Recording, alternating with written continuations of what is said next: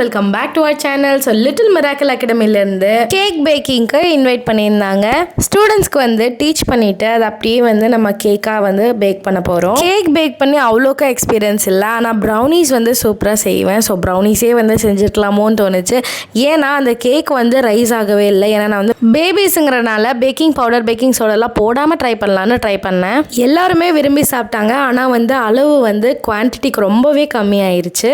அதனால் சும்மா வீட்டில் இருக்கும்போது எதுனாலும் ட்ரை பண்ணி பார்த்துக்கலாம். ஆனால் இந்த மாதிரி இருக்கும்போது நம்மளுக்கு தெரிஞ்ச விஷயத்த நம்ம பண்ணுறதே நல்லதுன்னு தோணுச்சு. அதனால் ஸ்கூலில் இந்த பேக்கிங் எல்லாம் முடிச்சுட்டு நான் வந்து வீட்டில் போய் சாக்லேட் பனானா கேக் ட்ரை பண்ணேன்.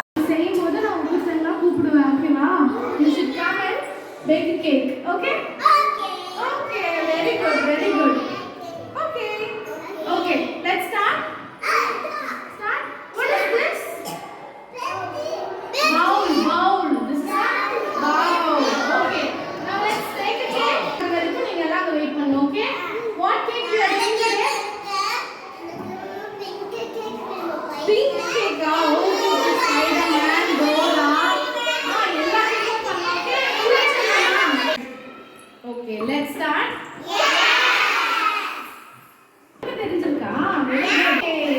What is this? Very good. So we are going to make a 3-ingredient cake. Okay? First egg put mama.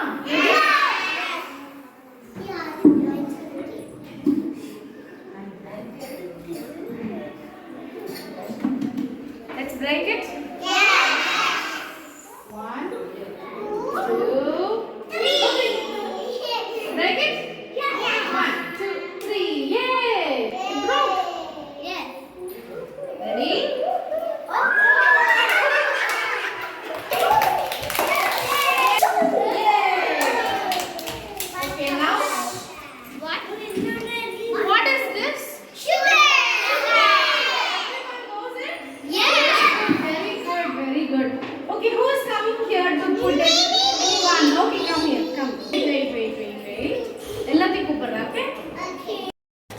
கடைசியில் அந்த கேக் வந்து இந்த மாதிரி தான் இருந்துச்சு. ஒரே ஒரு லேயர் தான் இருந்துச்சு, இன்னொரு லேயரை காணவேங்கிற மாதிரி தான் இருந்துச்சு.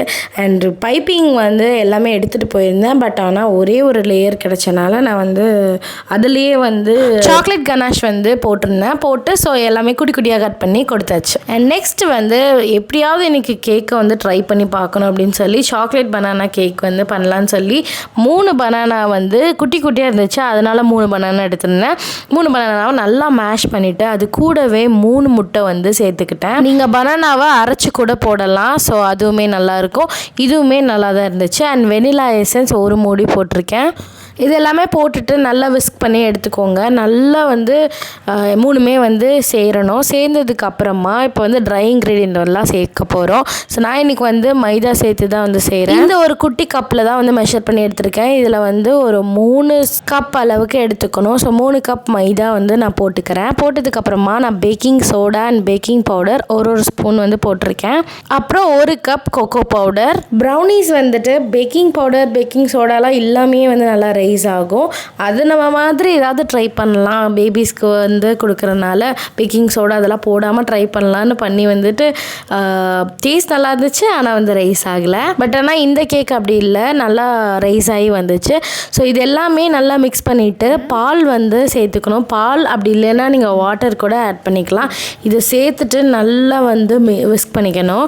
நல்லா மிக்ஸ் பண்ணி அதுக்கப்புறம் தேவைப்பட்ட எக்ஸ்ட்ரா கூட நீங்கள் பால் ஆட் பண்ணிக்கலாம். அதுக்கப்புறமா பேக்கிங் டின் வந்து நீங்கள் எடுத்துக்கணும். நான் இன்றைக்கி எடுத்துருக்கிறது 5 இன்ச் டின்னு. இதில் வந்துட்டு பட்டர் ஃபுல்லாக தடவிட்டு அதில் வந்து அந்த பேட்டரை நான் ஊற்றிக்கிறேன். இந்த பேட்டர்லாம் நல்லா ஊற்றுனதுக்கப்புறமா நல்லா வந்து டேப் பண்ணி கொடுத்துக்கணும். ஏர் பபிள்ஸ் இருந்தால் ஃபார்ம் ஆயிரும். ஸோ அதனால் நல்லா டேப் பண்ணி கொடுத்தீங்கன்னா டக்குன்னு வந்து அந்த ஏர் பபிள்ஸ்லாம் ரிலீஸ் ஆயிரும். அதுக்கப்புறமா நீங்கள் ஓவனை வந்து நல்லா ப்ரீ ஹீட் பண்ணி வச்சுக்கணும். 10 மினிட்ஸ்க்கு வந்து நான் ப்ரீ ஹீட் பண்ணி வச்சுட்டதுக்கப்புறமா இதில் வந்துட்டு 180 டிகிரி செல்சியஸில் 30 மினிட்ஸ் வந்து கேக் வந்து வச்சுட்டு எடுத்தோம்னா நம்மளுக்கு வந்து நல்லா பேக் ஆயிடுச்சு. நல்லா சாஃப்டாக இருந்துச்சு. ஸோ கட் பண்ணலான்னு பார்த்தா செம சூடாகவே இருந்துச்சு. இருந்தாலுமே இந்த மேல் லேயர்லாம் வந்து கட் பண்ணி எடுத்துக்கிட்டேன். லைட்டாக வந்து வெடிச்சு வந்திருந்தனால ஸோ மேல் லேயர் எடுத்துகிட்டு அதுக்கப்புறம் கட் பண்ணி அதை வந்து நான் டிசைன் பண்ணிக்கிட்டேன். ஃபுல்லாக அந்த சாக்லேட் கனாஷ் போட்டு கொஞ்சமாக ஸ்ப்ரிங்கிள்ஸ் போட்டுக்கிட்டேன் அண்ட் சுகர் பால்ஸும் போட்டுக்கிட்டேன். ஸோ பனானாவோட ஃப்ளேவரோட சூப்பராக இருந்துச்சு இந்த கேக்.